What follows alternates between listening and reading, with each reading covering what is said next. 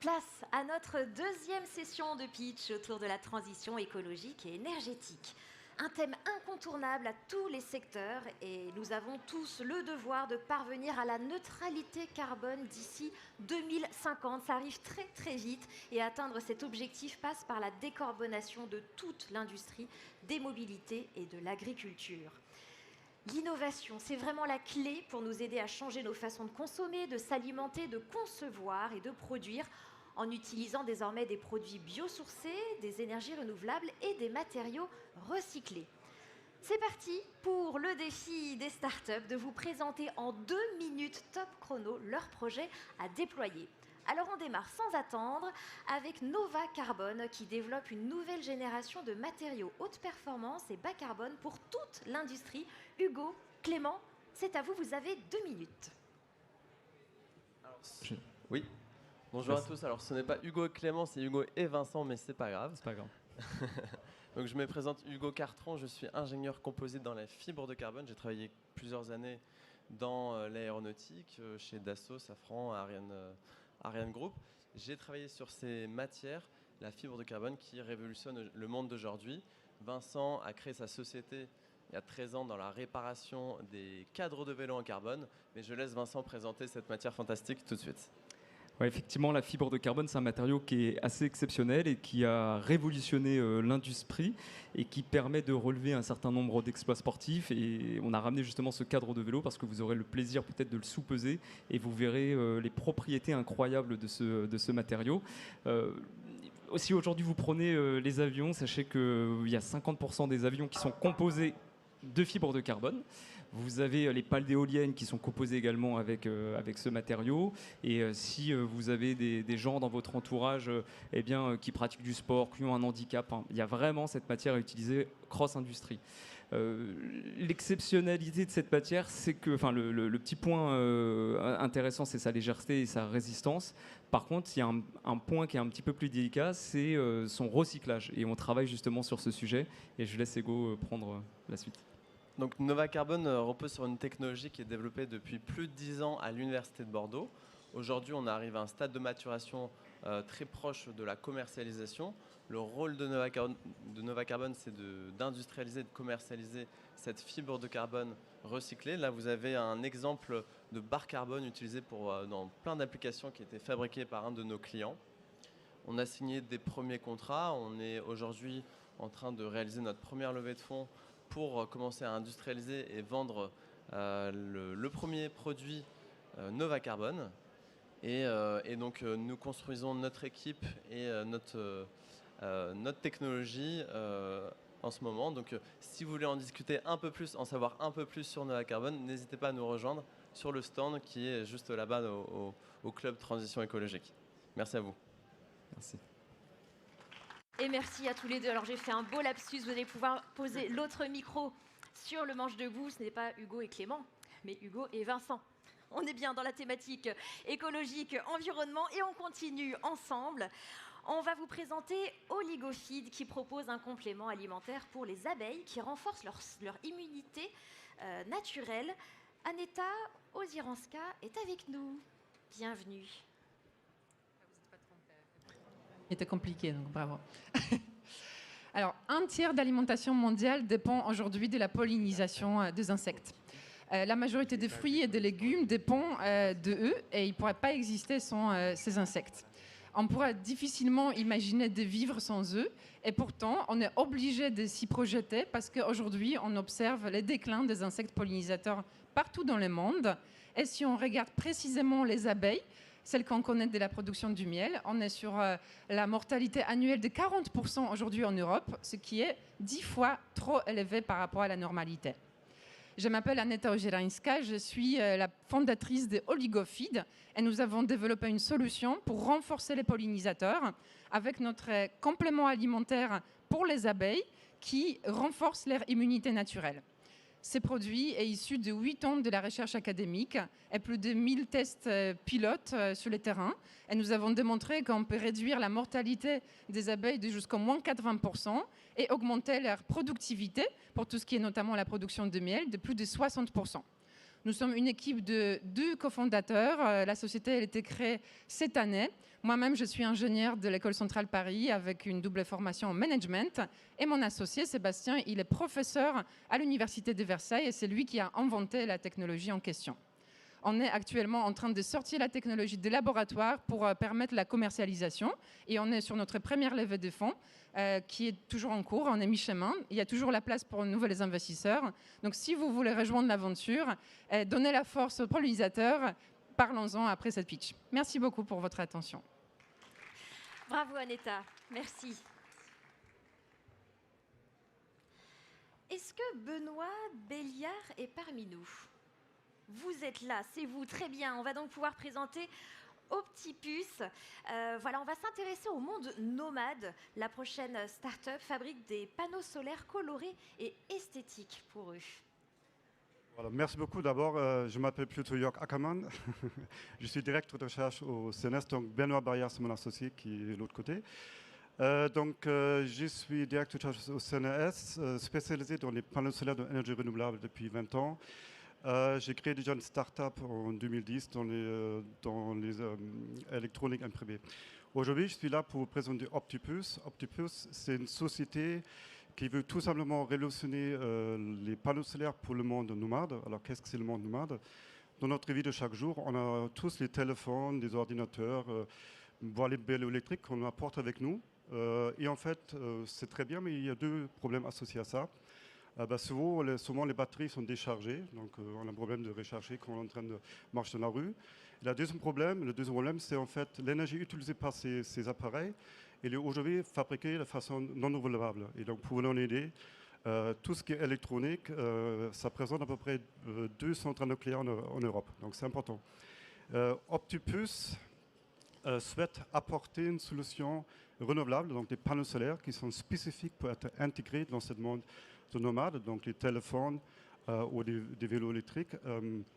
Ces panneaux solaires, on peut les imaginer comme des autocollants qui peuvent être appliqués sur n'importe quelle surface, qui sont légers, conformables et surtout esthétiques, c'est-à-dire on ne va pas changer l'aspect esthétique de votre application. Donc c'est une technologie qui a été développée à Marseille dans un laboratoire de CNES et ex-Marseille Université. On est soutenu par le CNES Innovation et la SAT Sud-Est.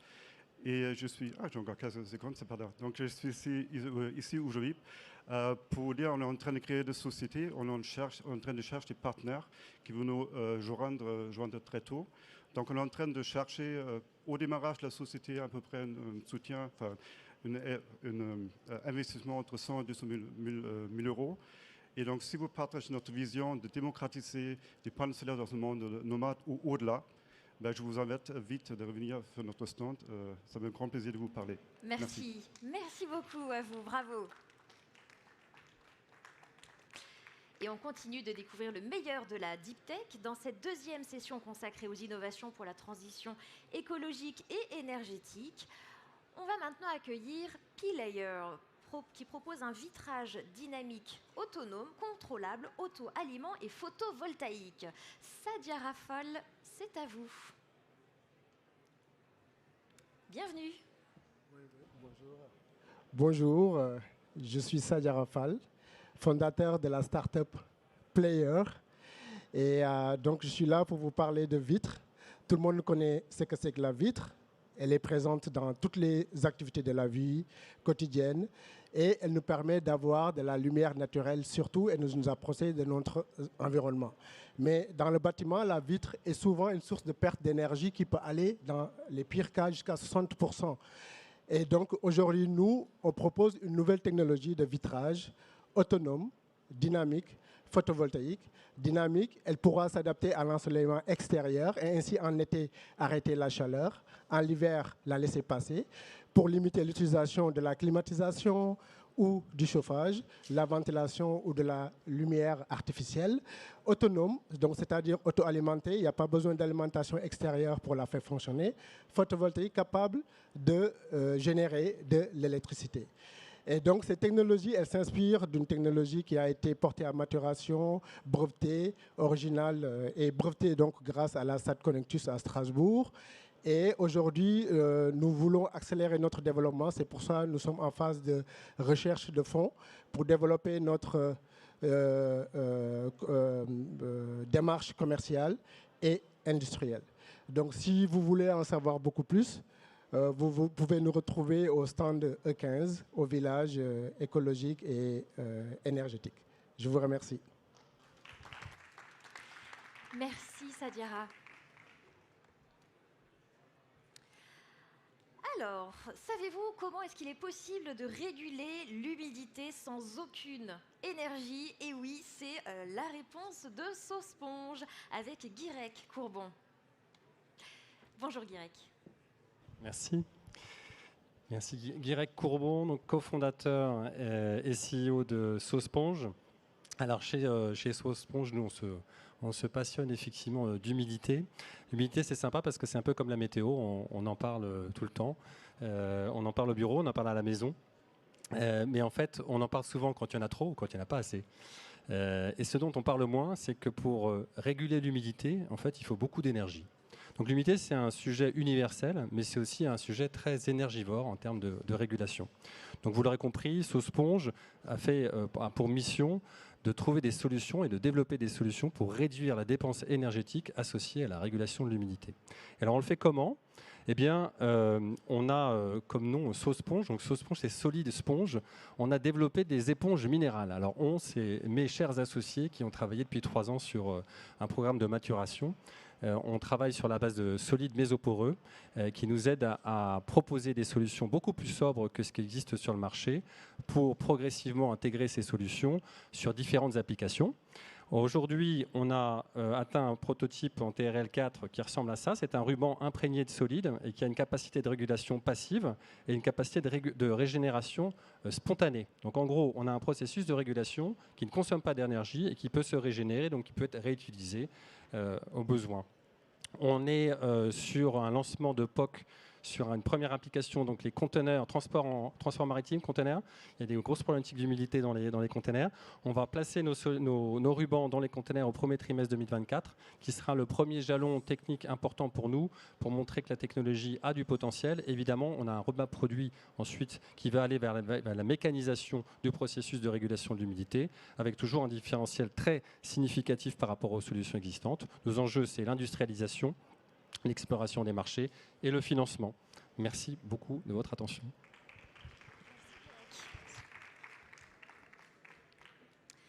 Bien, accompagner la transition écologique et énergétique, c'est notamment développer des sources d'énergie les plus neutres possibles. Spark Cleantech ouvre la voie d'un nouveau procédé de production d'hydrogène, la plasmalyse du méthane.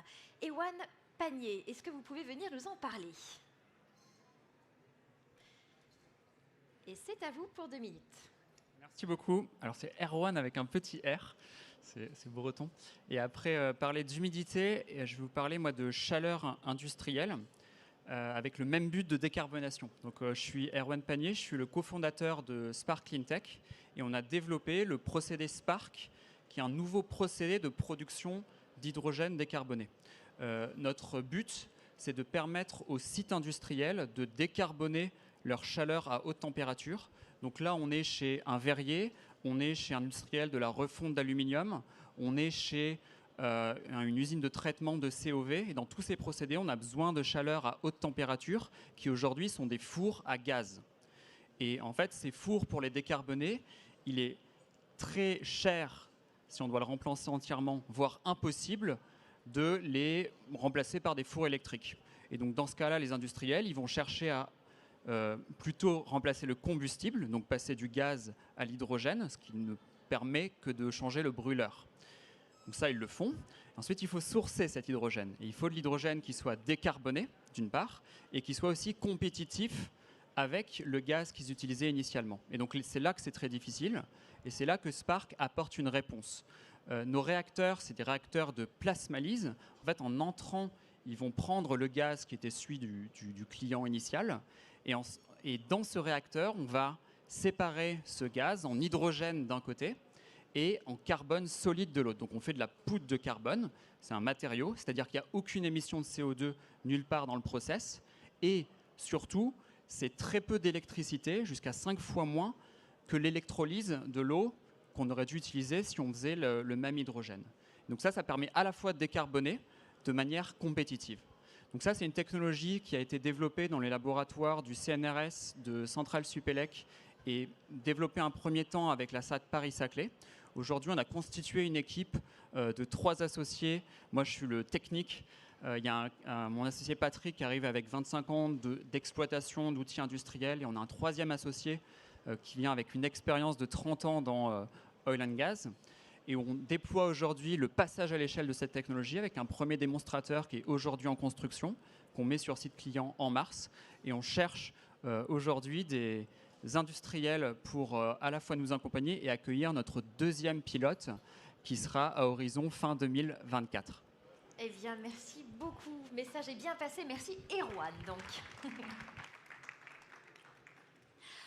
Avant-dernière start-up de cette session, Tacita Dynamics, qui propose une solution innovante d'amortissement de vibrations et de choc, que ce soit pour les transports ou l'électroménager. François Dorgeret, je vous invite à me rejoindre pour tout nous dire. Bonjour. Bonjour à tous, je suis François Dorgeret, donc le CEO de Tacita Dynamics. Donc nous, on va vous parler de vibrations, comme vous l'avez compris. Ce n'est pas un sujet qui est tout nouveau, effectivement, mais il y a encore beaucoup d'enjeux dans les vibrations. Le premier enjeu, c'est la durée de vie des équipements, donc notamment dans des domaines comme l'aéronautique, le spatial ou la défense. On sait que ça peut réduire par 2 la durée de vie des équipements, donc c'est un premier enjeu. L'autre enjeu, c'est l'impact sur les personnes.